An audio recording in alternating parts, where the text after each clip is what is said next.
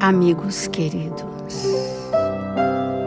neste dia luminoso em nossas vidas, nos curvamos diante da grandeza do amor de Deus.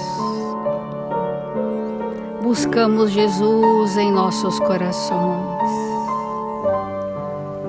nos sentimentos singelos da benevolência. Buscamos Jesus em nossos corações, nos sentimentos da mansuetude e da benevolência.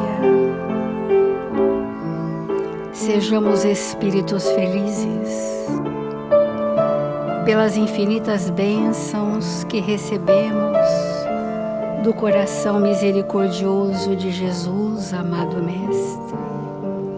Sejamos espíritos confiantes nas leis sábias que nos regem a vida. Sejamos espíritos fervorosos na fé, testemunhando as experiências do bem e da verdade, para que nesta hora da humanidade possamos representar diante da grandeza do amor de Deus pequenos pirilampos na noite escura, cintilações mínimas, para que a espiritualidade em caravanas socorristas encontre em nosso íntimo pontos em que se apoiarem, para que a humanidade da Terra restabeleça a paz, a concórdia, a fraternidade, para que o equilíbrio seja reconstruído na obra da regeneração de nós mesmos.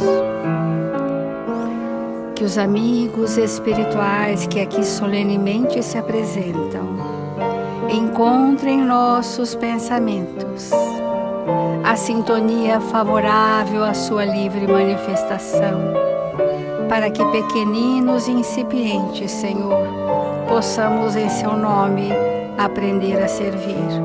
Obrigada, Senhor Jesus. Obrigada, amigos queridos, e que assim seja.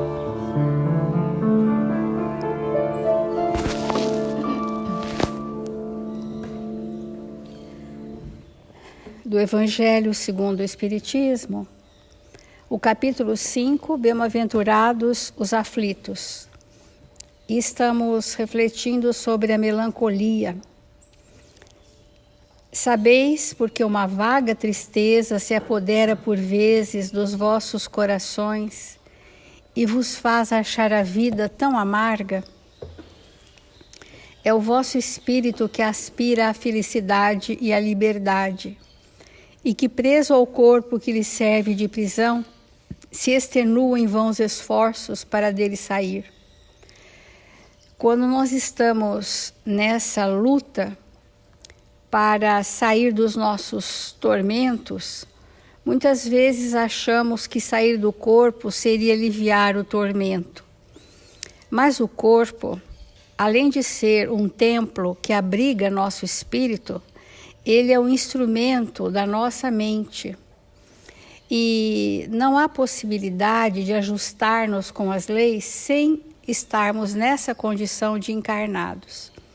E quando a gente se debate, e se extenua em vãos esforços para dele sair, nós estamos fazendo uma recusa reencarnatória. E aí já não é mais a melancolia, já passa a ser um estado enfermiço, um estado de negação das leis de Deus, um estado de incompreensão sobre a justiça divina sobre a nossa vida. E isto pode extenuar as nossas forças, que todos os dias nós estamos falando, que é o esvaziamento do fluido vital, gerando um estado de desânimo, um estado de abatimento, que gera uma fragilidade muito grande em todos nós.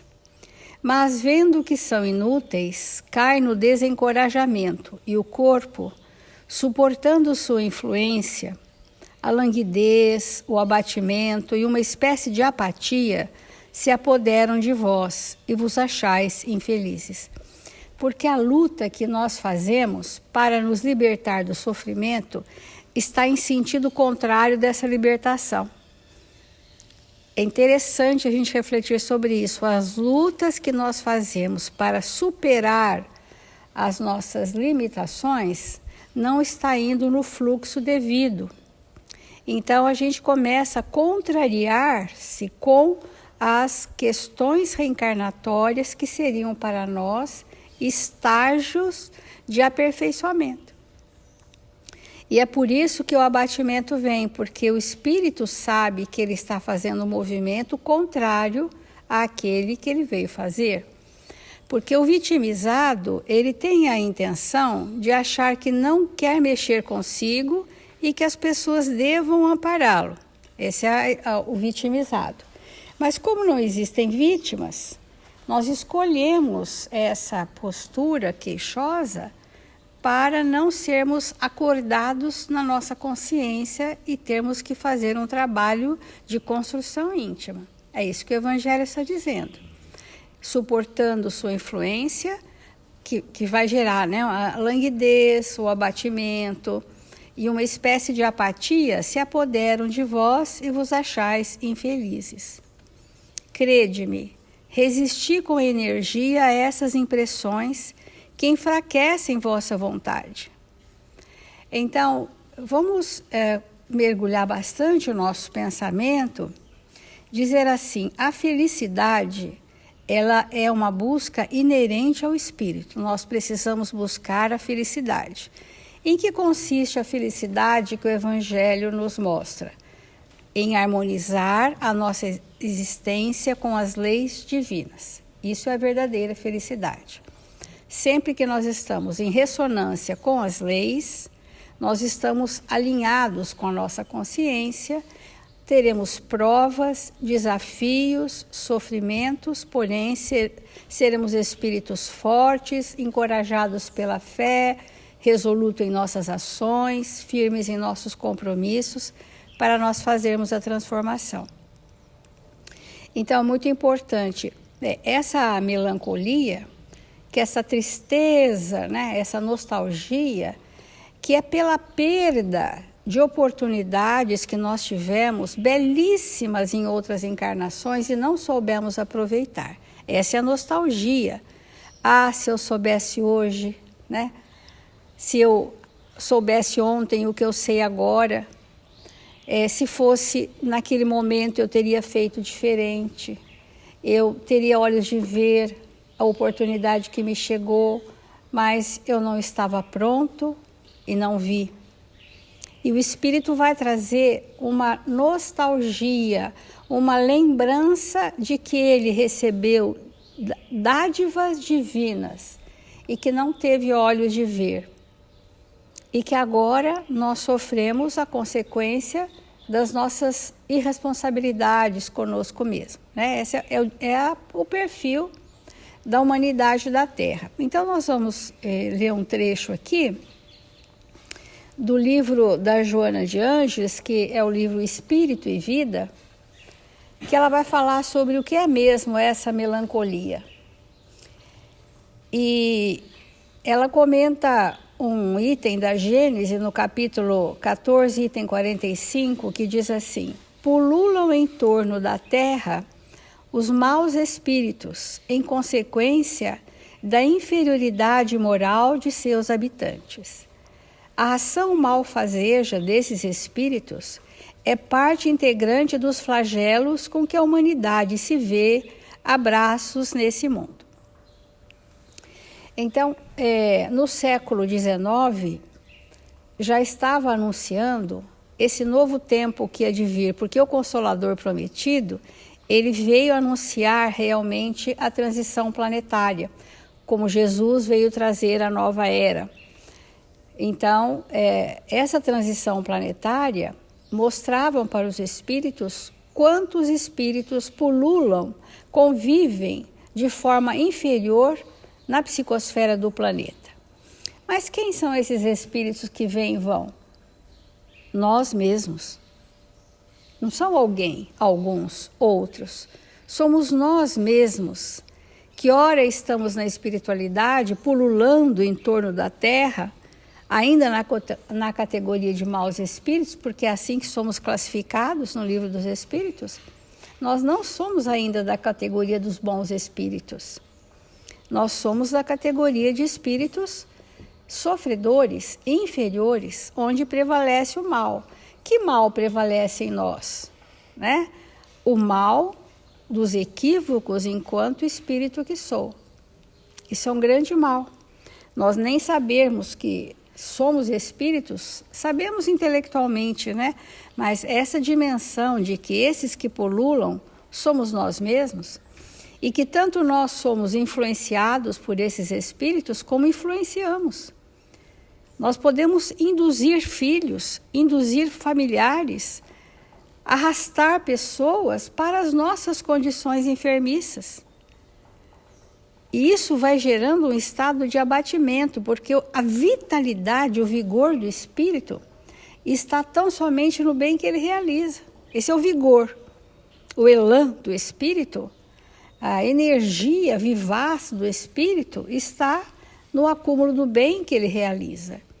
E o contrário, quando nós estamos nesse depauperamento emocional, nós esvaímos as nossas forças. É como se nós estivéssemos fracos todos os dias. Então, a Joana de Ângeles, para nos socorrer desse estado, ela diz assim: expulsa a melancolia da tua alma. Essa hóspede teimosa que te envolve no dossel de 1000 amarguras, segregando desânimo e desassossego. É o que gera. Vamos prestar bem atenção nisso.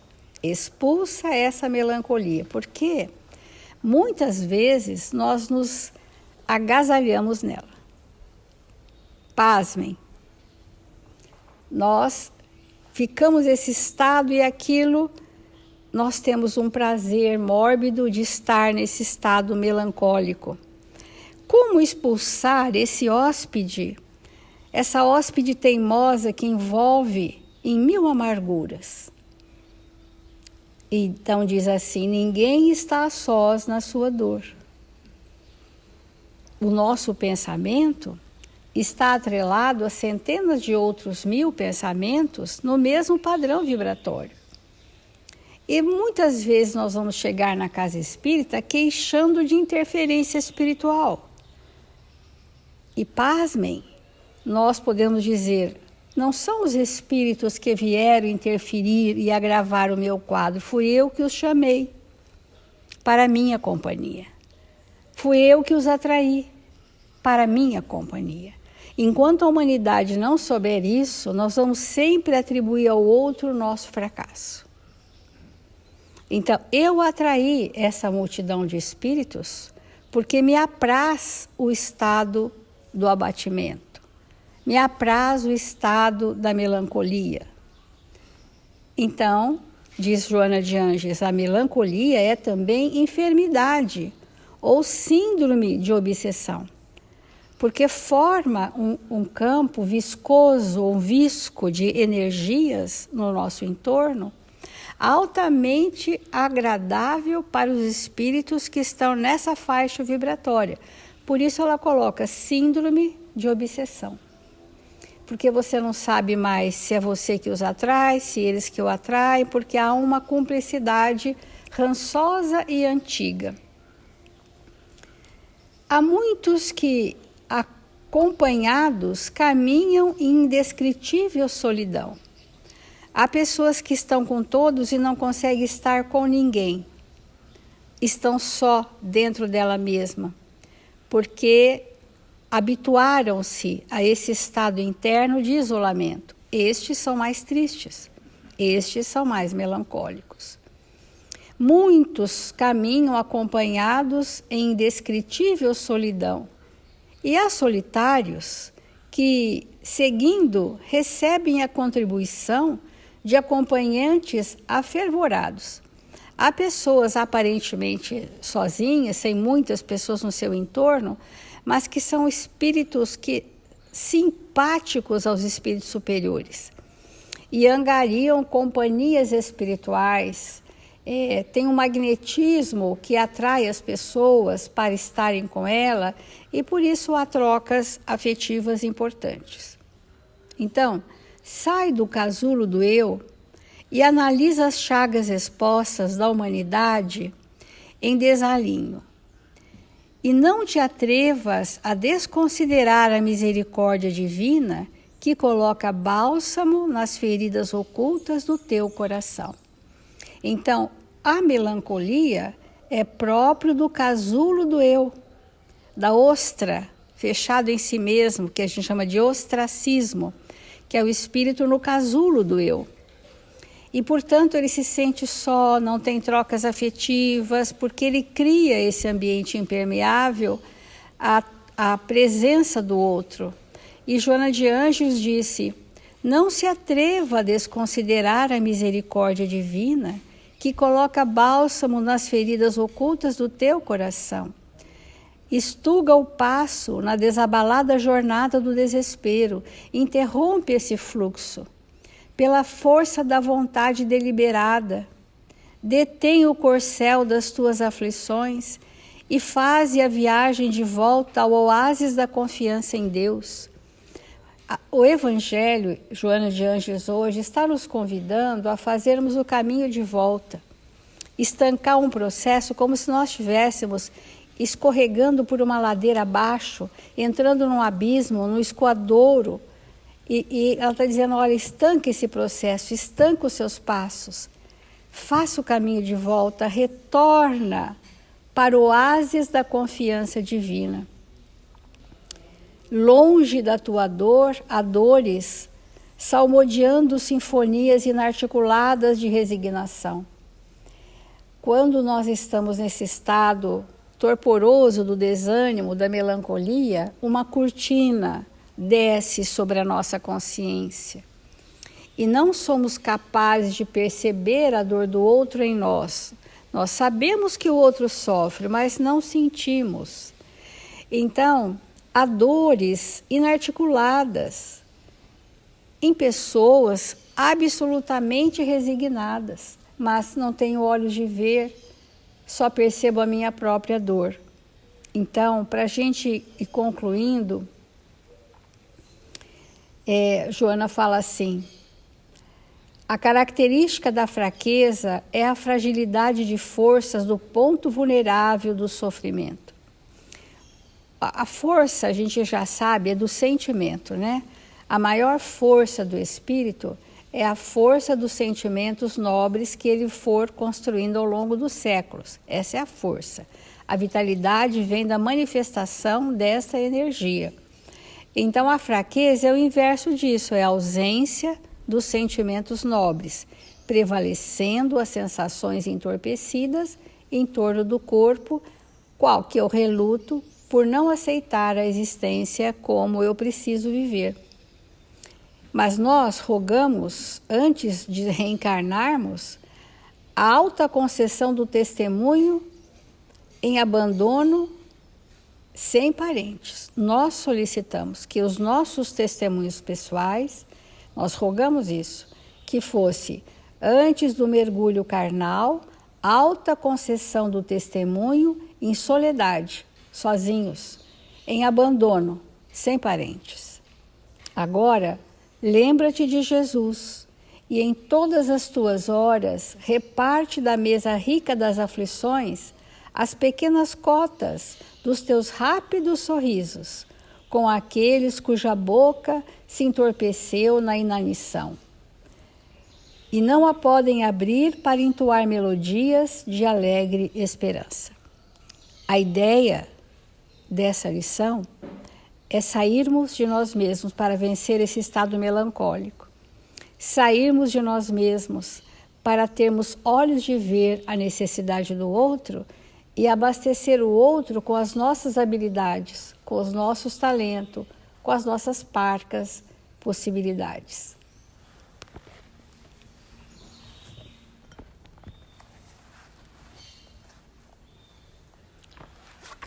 Amigos queridos,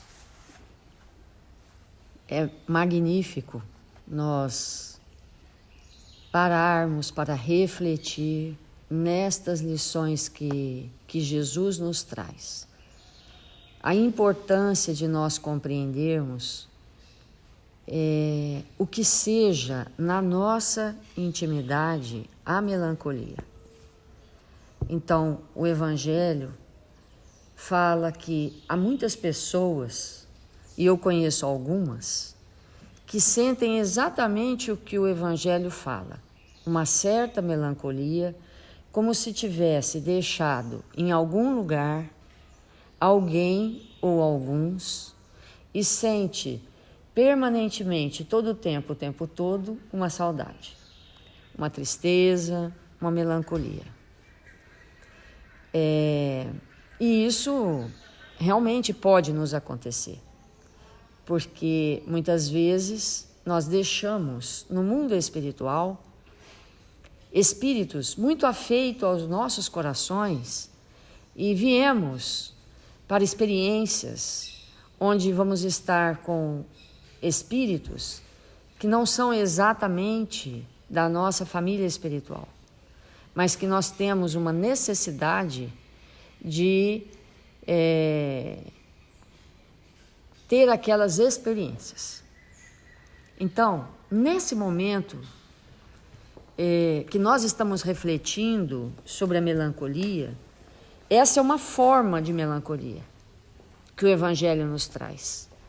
E para essas pessoas que têm esse tipo de expressão de melancolia, a saída é realmente compreender e aproveitar esse planejamento atual, entregando-se nos relacionamentos em que o espírito foi convidado a vivenciar nessa existência. Entregar cada vez mais profundamente para as construções atuais. É isso que vai nos auxiliar a sair do estado de melancolia. Mas, obviamente, que não existe só esse tipo de melancolia e nem só esse tipo de tristeza, porque a melancolia é uma forma de tristeza. E tristeza não é raiva. Isso é uma coisa muito importante que a gente tem que entender. Uma coisa é nós sentirmos raiva, outra coisa é sentir tristeza. Então, vamos começar. Como o Evangelho sempre nos auxilia a entender a nós mesmos, vamos perguntar para nós. De uma maneira geral, eu sou um espírito que sinto mais raiva ou mais tristeza? Porque existe uma diferença capital entre uma coisa e outra. E nós estamos falando da tristeza, embora em outros momentos vamos falar bastante sobre a raiva, mas nós estamos falando da tristeza. Então, há espíritos que sentem tristeza quando perdem coisas ou pessoas. Nós começamos esse tema ontem. Então,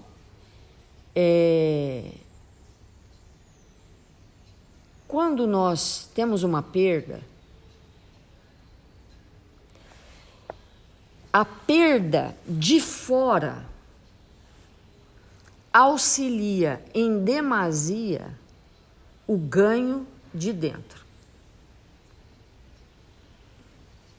O espírito que soube perder algo externamente ganhou algo internamente. É muito importante nós entendermos isso. Porque as perdas externas nos convidam a conquistas internas. É muito comum a gente ouvir a expressão: eu fico louco quando eu perco dinheiro. Eu enlouqueço. Não é? E aí mistura tudo. Tristeza, raiva e muitas outras coisas. Então, há pessoas que não sabem perder dinheiro. E há pessoas que sabem perder dinheiro. Não é verdade? Há pessoas que perdem e não depende da situação financeira. Há pessoas que não têm quase nada, perde o quase nada e lida super bem com isso. Fala, mas isso depois vem de outra forma, isso aí não é nada e tal, e segue. Mesmo não tendo quase nada. Há pessoas que não sabem perder laços afetivos, relacionamentos. Que ao perder, e esse perder a gente sempre coloca em milhões de aspas, né, gente? Nós estamos entendendo o que é esse perder. Então, há pessoas que não sabem perder uma discussão. Se sai uma contenda, uma discussão, se a pessoa não ganha, na sua opinião, ela muitas vezes se entristece, emudece. Não, então não falo mais. Não ganhei? Então vou ficar muda, vou ficar quieta. Né? Não sabe perder uma argumentação, vamos dizer assim.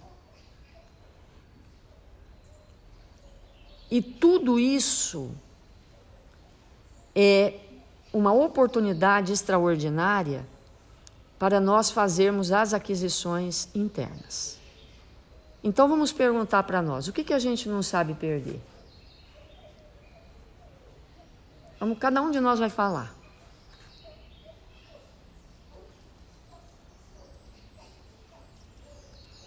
Imagina nós que temos dificuldade. Alguém vai dizer, eu tenho dificuldade de perder qualquer coisa. Um grampinho de cabelo, né? Qualquer coisa. Então, um espírito que tem dificuldade de perder qualquer coisa, o que acontece quando ele perde o corpo? Porque perdendo o corpo, perde na intimidade dele, no entendimento dele, tudo. Não é? Então, o Evangelho, ele traz uma reflexão para nós, para que nós possamos nos tornar espíritos alegres, profundamente alegres. Quanto maior a perda, maior a alegria. Porque é ótimo, como nós falamos ontem, é ótimo, é excelente, é maravilhoso, é imprescindível perder. Para o espírito, sempre, sempre, sempre, sempre é bom as perdas exteriores. Perder, entre milhões de aspas, um parente, perder um recurso, perder um emprego, perder uma posição, perder. E quando o espírito perde e ele aproveita, ele constrói-se, ele se constrói. Então, e se felicita. Olha, vou te contar, eu perdi isso, mas passou o primeiro momento do impacto, o segundo momento, o terceiro. Eu posso te dizer que eu sou muito mais feliz, que eu estou muito mais alegre do que antes, quando eu tinha isto. Então, o cristão, ele precisa olhar ao redor de si e não temer as perdas. Porque se elas vierem, porque podem não vir, nem precisa da gente gerar ansiedade, né? Se elas vierem, elas terão essa finalidade. Perde de fora para construir de dentro. Então, as pessoas, os espíritos que têm medo de morrer, que fica doente, já começa a entrar numa tristeza profunda. Ah, acho que eu vou morrer. O que significa isso? Tem medo de quê? Porque a gente perde o corpo físico e tudo que nós vivemos transfere num download para a memória perispirítica as nossas conquistas, tudo. Então,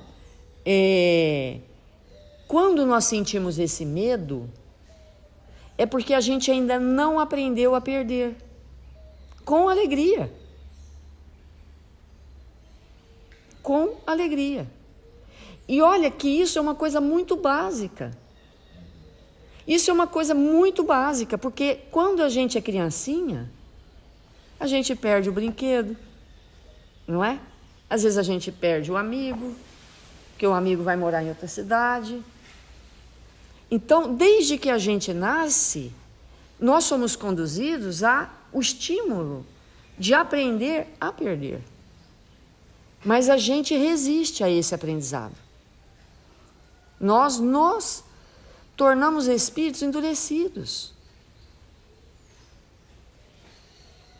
E aí, a alegria verdadeira não se constrói. Nós ficamos realmente como uma folha ao sabor do vento, ora aqui, ora lá, sempre profundamente abalados, porque o que é que a gente pode perder na Terra? Simplesmente tudo, não é? A gente pode perder a saúde, momentaneamente. A gente pode perder alguém, a gente pode perder recursos, a gente pode perder tudo isso que nós falamos. E no final, quando a cortina fechar, vamos ter perdido mesmo tudo isso. Então, aqui, agora, nesse instante, como nós lidamos com as perdas? Qual é o nível da nossa tristeza? É o quanto nós não sabemos lidar com isso. E até quando? Até que dia que nós vamos levar isso dentro de nós? Papai, socorro. Papai do céu, socorro, não dou conta. Bebês espirituais. Então, esse momento da nossa vida é um momento de nós mudarmos de fase, de amadurecermos, de nos alegrarmos com os grandes desafios. Quanto maior o desafio, maior a alegria.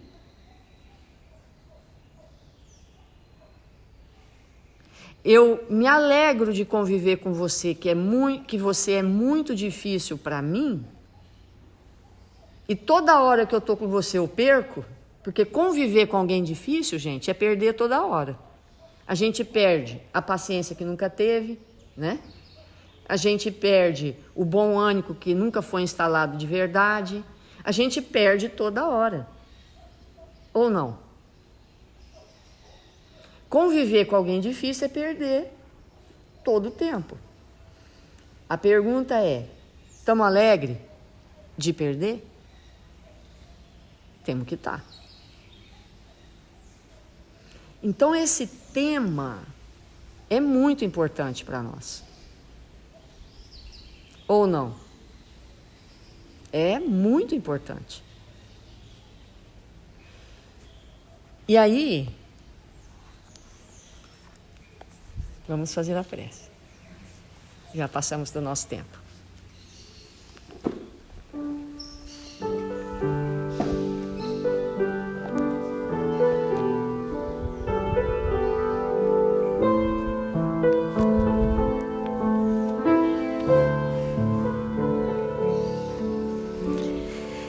Senhor Jesus, divino amigo das nossas vidas, nós nos encontramos aqui, te buscando a presença, Senhor, para que possamos nos tornar espíritos fortalecidos. Nós queremos ser aqueles espíritos contentes, alegres, pelas oportunidades numerosas recebidas de nos fortalecermos, de nos tornarmos espíritos robustos, de seguirmos, Mestre, os teus passos, de nos fazermos espíritos dóceis à vontade do nosso Pai, que nos ama, que nos protege, que nos cuida, sempre, sempre. Confiantes na misericórdia divina, Senhor, que não traz para nós nenhuma experiência que não nos seja necessária, queremos agradecer por tudo que a vida nos tem trazido, nos ofertando felizes oportunidades de nos tornarmos espíritos melhores. Nesta hora abençoada do dia, Senhor, rogamos ao seu coração que ampare e fortaleça, que socorra todos os nossos irmãos registrados nos cadernos de vibração da nossa casa, que eles possam ser visitados, amparados, socorridos, possam vivificar com a sua presença. E nós outros rogamos que possamos nos encontrar no lugar em que o Senhor nos plantou, para executar as nossas mínimas tarefas. Nós brasileiros que fomos convidados a contribuir para que a pátria do Evangelho se instale no coração da terra, levando a sua mensagem, Senhor, para todos os irmãos, e que sejamos nós, cada um individualmente, os espíritos dispostos a servir nesta causa maior de Deus nosso Pai. Que o Senhor nos abençoe e nos fortaleça, hoje e sempre.